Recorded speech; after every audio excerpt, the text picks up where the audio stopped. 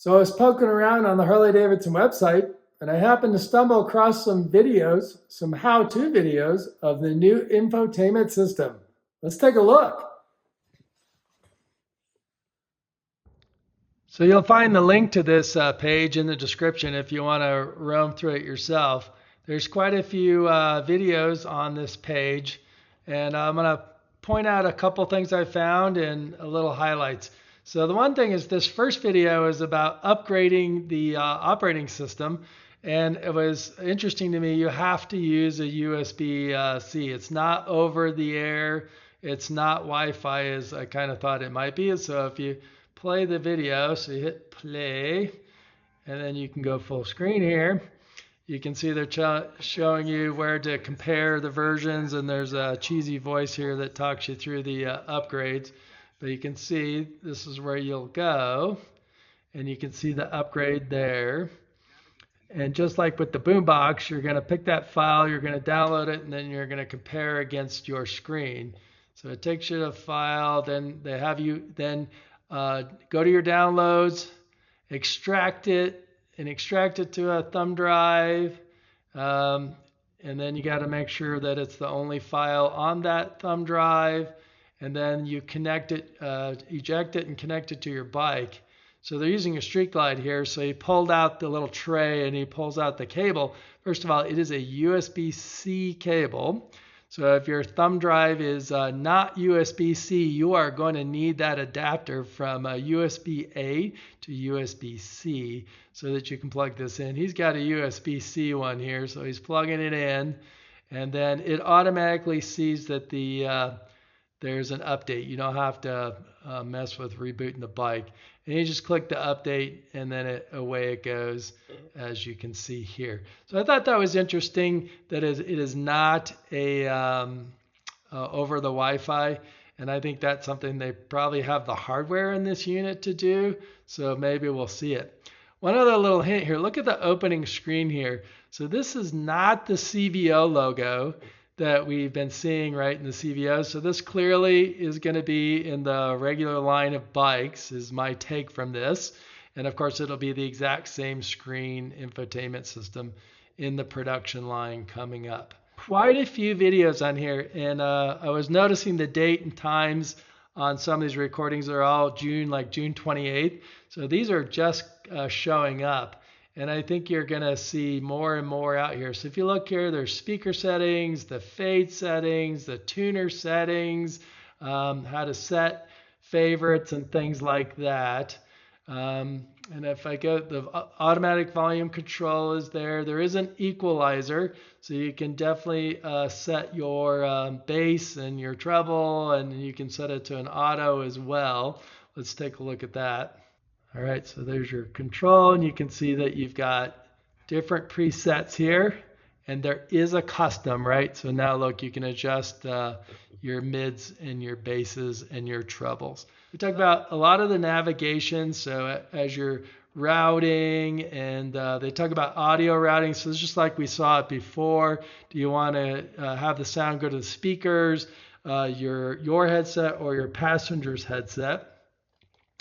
They talk about importing from Ride Planner. So if you've never used this, I started using it in the last couple of years. It's actually kind of fun, even if you're just going somewhere local, but you're not that familiar with it. It's kind of neat to build your ride out in Ride Planner and then just import it into the bike, and you just hit play and follow along.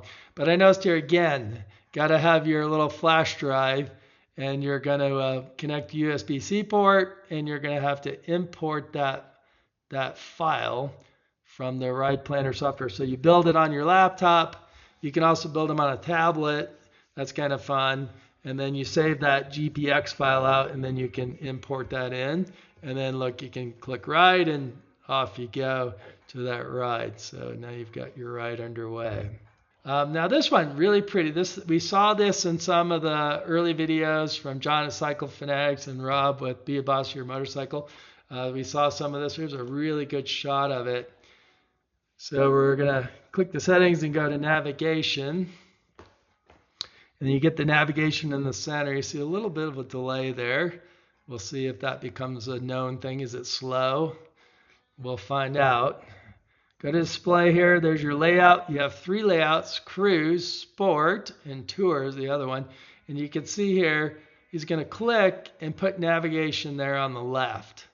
And then on the right side, you can change that widget out too to all different kinds of options there. So we'll switch again here. He's going to tour. So now with tour, he's going in the middle this time. I'm going to click the navigation, and now we have navigation center. You can change the right side to show different information. He's going to flip through some of that here. Pretty sexy, pretty sexy. Good resolution, and there you go, full screen. So one of the options is turn that right widget off to make your navigation full screen. I think that's an amazing display, and I think that's probably where you'll sit a lot of the time. So here he's going to go in the navigation. He's going to click options, and we're going to add weather. And notice there's weather overlay. So he's clicking on forecast, but there was a weather overlay. So you could have the clouds and the rain on your screen to help you find roads to go avoid the rain, right? This time of year in Colorado, at least this year, it's been impossible to avoid the rain. But I thought the weather overlay would be a neat feature. So in order to get the weather overlay, you need to have access to data. In the old days, right, you have to have SiriusXM and you had to pay them for that. And in this case, they're actually just going to use the internet on your phone. So you have to have the hotspot feature on your phone, and then you're going to join that Wi-Fi network. And it's going to enable those data services such as weather. And here's where we pair it. So we'll play that. So we're going to go device settings. We're going down to phone. And then past phone, there's Wi-Fi, and you can see 2 networks. You see the HD student network there. So he's doing this in the training lab. He's putting in his password to his hotspot on his phone. I'm not sure why he's hiding it, because we can see the password right there on the phone. And now we've joined the Wi-Fi of that phone, so the hotspot of that phone. And you can see right there, it allows weather services and other services, and you have to agree to the terms. And now your phone is connecting. So traffic, weather, all that's been added. So now your weather will overlay and your traffic will overlay without paying any subscription service. You just have to have data on your phone. And the smart spot, the hotspot feature has to be enabled on your phone.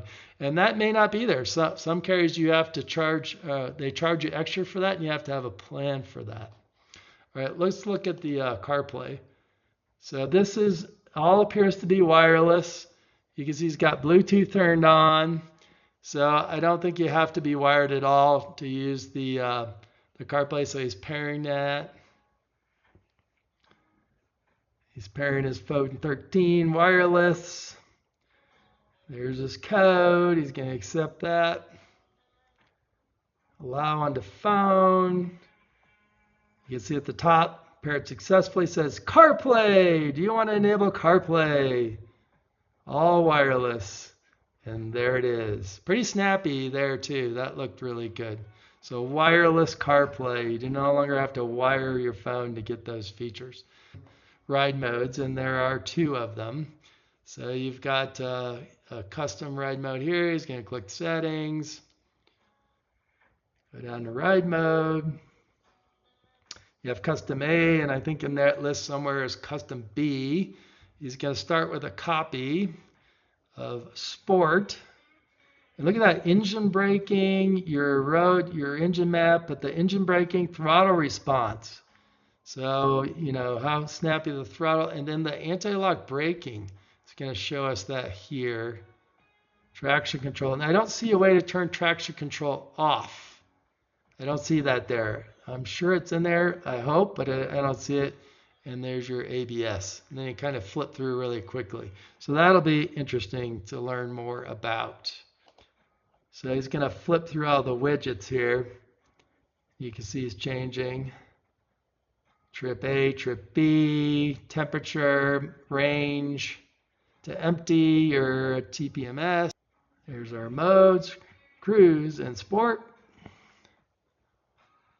We're going to flip through. So temperature, date, trip A, total time, miles per gallon. There's your TPMS. Tells you what the target should be. That's interesting.